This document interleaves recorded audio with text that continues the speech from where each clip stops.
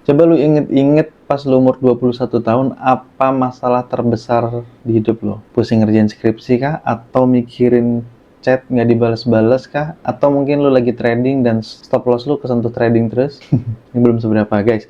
Di tahun 1453 ada seseorang pemuda yang berumur 21 tahun yang punya masalah sedikit berbeda nih. Masalahnya adalah gimana cara ngehancurin sebuah kota dengan tembok pertahanan yang paling absolut di bumi ini. Yang udah pernah dicoba ditaklukkan oleh belasan pasukan raksasa selama 1000 tahun dan semuanya gagal total. Lo tahu pemuda itu siapa? Yaps, pemuda itu adalah Sultan Mehmed II atau yang kita kenal sebagai Muhammad Al-Fatih. Kenal ya? Seringkali kalau kita dengar cerita atau sejarah ini, kita cuma disuguhi narasi soal keimanan dan takdir. Itu betul, tapi di episode ungkap kali ini, gue bakal ngajak lo buat ngebedah kejadian ini pakai kacamata sains, teknik engineering, dan mungkin logika militer ya.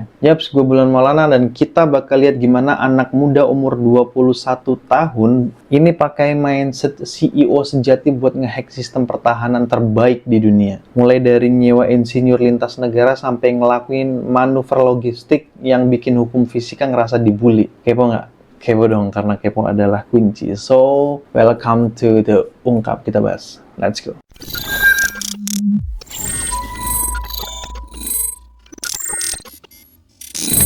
Biar lo paham seberapa gilanya tantangan ini, kita harus lihat datanya secara objektif. Konstantinopel, lo tahu Konstantinopel? Sekarang Istanbul. Ini bukan sekedar kota, ini adalah benteng yang didesain oleh arsitek jenius Romawi kuno. Di sebelah darat, mereka punya tembok Theodosius namanya. Ini bukan tembok biasa, bro. Ini adalah sistem firewall 3 lapis. Lapis pertama parit sedalam 10 meter.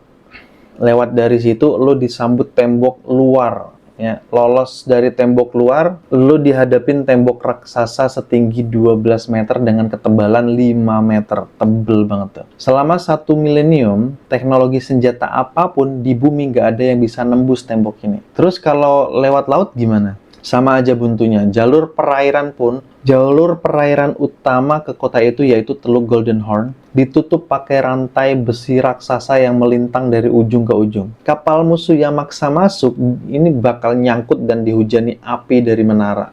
Dah skakmat. Secara empiris probabilitas buat menang itu 0%. Tapi Al-Fatih ini tahu sistem seakurat apapun itu pasti punya backdoor-nya atau ada celah keamanannya. Kalau lu punya alat yang tepat ya pasti. Nah, dan disinilah kecerdasan out of the box oleh Al-Fatih ini baru main. Dia nggak cuma ngandelin doa atau otot pasukannya, tapi dia ngelakuin tech investment yang gila-gilaan. Ini gue mengutip catatan sejarah dari sejarawan Roger Crowley. Dalam bukunya 1453 ada seseorang insinyur pengecor logam asal Hungaria bernama Orban. Nah, Orban ini nawarin desain meriam raksasa ke Kaisar Konstantinopel yang sekarang Istanbul ini. Tapi ditolak karena kemahalan, coy. Terus kemudian Al-Fatih dengerlah info ini. Sebagai pemimpin dengan CEO mindset, ya kan, dia nggak peduli Orban itu dari negara mana atau agamanya apa. Dan dia lihat ada teknologi yang bisa ngehancurin barrier to entry. Langsung dia beli, nggak usah pikir panjang.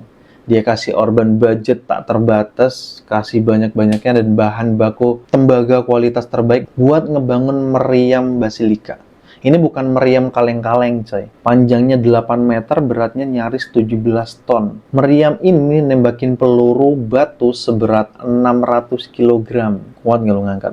Suaranya tuh pas meledak bisa kedengeran dari jarak puluhan kilometer. Tapi tantangan logistiknya ini gila. Butuh 60 lembu dan 200 orang cuma buat narik meriam ini dari Edirne ke Konstantinopel dengan kecepatan cuma 4 km per hari. Sekarang kita 4 km per berapa menit? Sekarang 4 km per hari. Selain itu, meriam ini saking panasnya cuma bisa ditembakin maksimal 7 kali doang. Dalam sehari. Kalau dipaksa, besinya bakal meleleh dan meledak.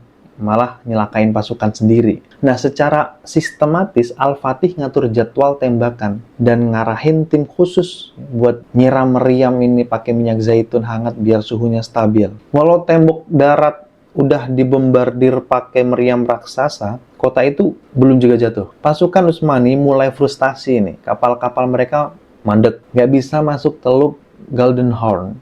Ya, gara-gara rantai raksasa yang gue sebutin tadi, terlalu besar. Nah, ini adalah klimaks dari inovasi militer paling nggak masuk akal sepanjang sejarah dunia. Kalau zaman sekarang ya, lu nemu bug di software yang lu bikin software lu mandek, lu pasti nyari cara buat nulis skripnya bypassnya, ya, skrip bypassnya, ya buat dibenerin, ya kan? Logika Al-Fatih ini persis sama kayak gitu. Lautnya diblokir rantai, oke kita bawa kapalnya lewat darat. Jadi lautnya diblokir, ya udah kita bawa kapal lewat darat. Kapal dibawa lewat darat. Wait, apa? Narik kapal kayu raksasa lewat gunung. Betul. Dalam waktu hanya 1 malam.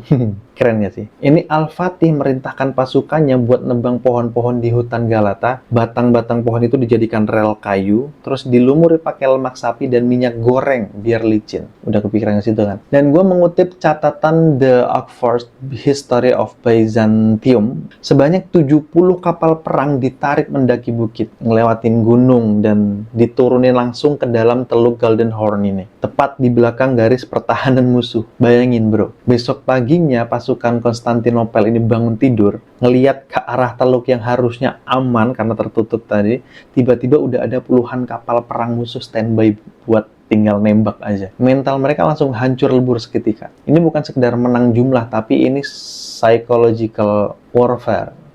Perang psikologis tingkat dewa udah. Gila emang, umur 21 tahun udah sejenis itu gitu. Dari cerita se-epic ini, kadang kita lupa satu hal krusial. Kejeniusan Al-Fatih itu nggak turun gitu aja dari langit dalam semalam, nggak. So let's be real and humble guys. Nih, kita bahas dulu. Kesuksesan ini adalah hasil kumulatif dan dari persiapan sistematis selama bertahun-tahun. Sejak kecil, Al-Fatih itu digembleng habis-habisan. Dia menguasai 6 bahasa asing termasuk Yunani, Latin, dan Serbia. Dia belajar matematika tingkat lanjut, astronomi, sejarah, sampai geografi militer. Dipelajarin semuanya. Dia bisa ngambil keputusan segila narik kapal lewat darat karena dia ngerti hukum fisika. Kalau dia nggak ngerti, nggak paham, nggak bakal jalan itu. Nggak bakal bisa dipindahin itu kapal. Dan dia ngerti manajemen SDM atau pasukannya ini. Dia tahu cara bagaimana baca mental musuh. So, jadi inovasi itu nggak bakal lahir dari orang yang males yang cuma ngarep keajaiban doang. Karena inovasi lahir dari data, ilmu, dan keringat. Ya pasti. Gimana? Bisa kalian contoh nggak? So, jadi apa blueprint yang bisa kita para Gen Z atau milenial curi dari tokoh berumur 21 tahun ini buat masa depan kita ya pasti? Ada nggak? Di dunia yang perubahannya eksponensial kayak sekarang ini, lu bakal sering banget nemuin rantai Golden Horn. Yaps, di karir dan di bisnis lu atau di bisnis lu. Di karir atau di bisnis lu. Halangan yang kelihatannya mustahil untuk ditembus. Kalau cuma pakai cara konvensional, lu bakal nyangkut. Lu harus berani mikir radikal. Kalau lautnya diblokir, ya gue lewat gunung kayak Al-Fatih. So, jadi kuasai teknologi baru, entah itu dari AI atau sains atau data science ataupun apapun itu industri lo sekarang dan eksekusi ide lo sekarang secara empiris dan sistematis. Jangan biarin umur muda lo yang sekarang ini jadi alasan buat nggak bikin impact yang masif, sayang. So, gue pengen denger logik lo nih sekarang. Dari strategi Al-Fatih tadi, mana sih yang menurut lo paling mind-blowing? Bikin meriam raksasa yang costly habis atau mindahin 70 kapal lewat gunung dalam semalam? Coba drop opini di dalam komentar.